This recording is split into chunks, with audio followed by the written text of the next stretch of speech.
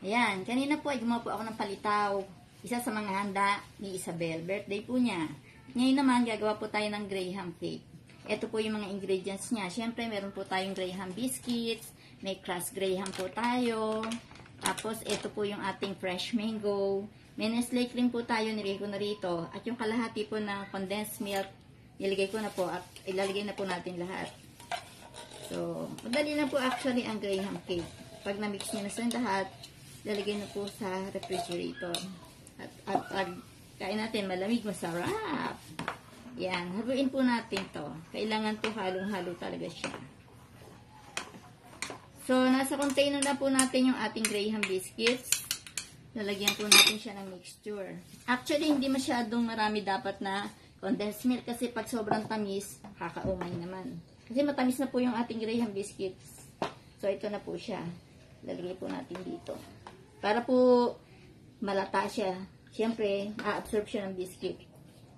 Liquid to solid yun. Kaya, lalata po siya. Yan. Tapos, siyempre, para mas okay, bawat layer po, lalagyan po natin ng crushed Graham. Yan. Para lasang-lasa po siya. Hop, another layer na naman po. Lalagyan na naman natin siya ng Graham biscuits. Yan. Para po tayong naghihilera ng hollow blocks. Nakakainin. Pero masarap po talaga siya. Huwag masyado matamis. Yan. So, yan. Para po even, nakakalat po siya sa container. Lagyan na naman po natin ang ating liquid mixture. Yan. Tapos lalagay ko po sa gitna yung ating fresh mango. Yan. Lagyan po natin siya ng fresh mangoes.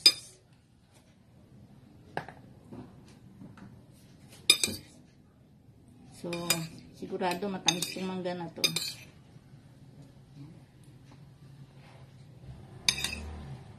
Yung iba, nilalagyan po siya ng peanuts. Pero, syempre, decision naman po nung gagawa ko ano yung mga ilalagay dyan. Yan. Another layer na naman po ng ating Graham biscuits.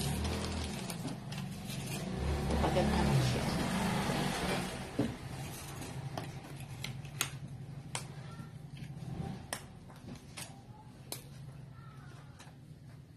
Mixture again.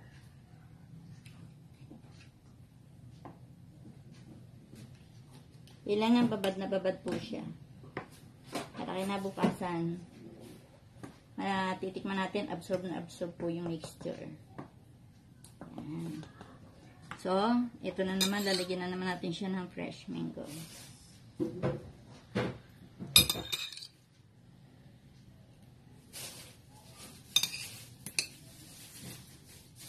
Diba? Simple lang po talagang gumawa ng Graham cake.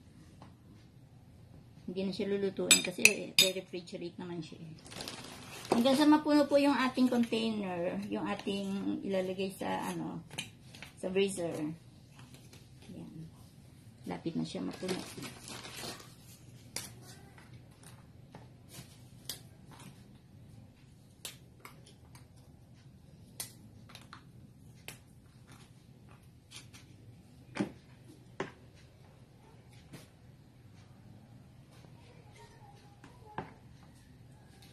Ito na naman yung ating mixture. Siguro isang layer pa.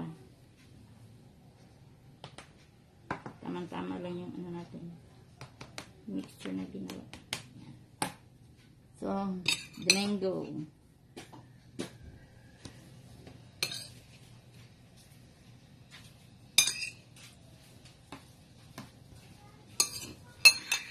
Todo na natin.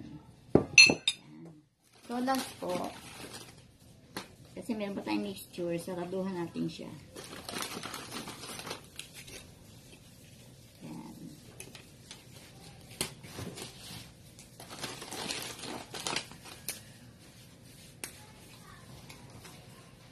Okay. Matatapos na po tayo.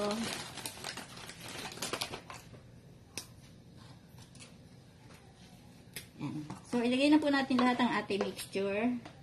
Tapos nito, we have to refrigerate sa ating ginawa.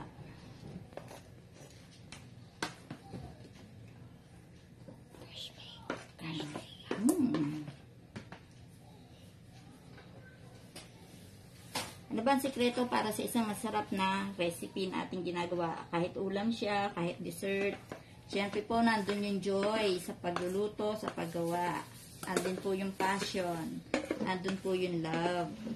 Kailangan masaya po tayo sa ating pagluluto o paggawa ng ano paman. Para po masarap na lumabas ang ating niluto o ginawa. Yan po. So, lagyan po natin ng ating crushed graham sa ibabaw.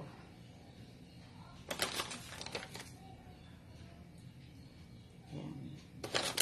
Kailangan medyo marami-rami.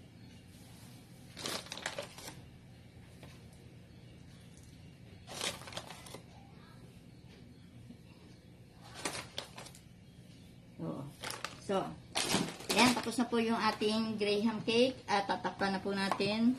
Then, ready to refrigerate. Yan. Please, watch, like, and subscribe to my channel, Nilda Te. Thank you.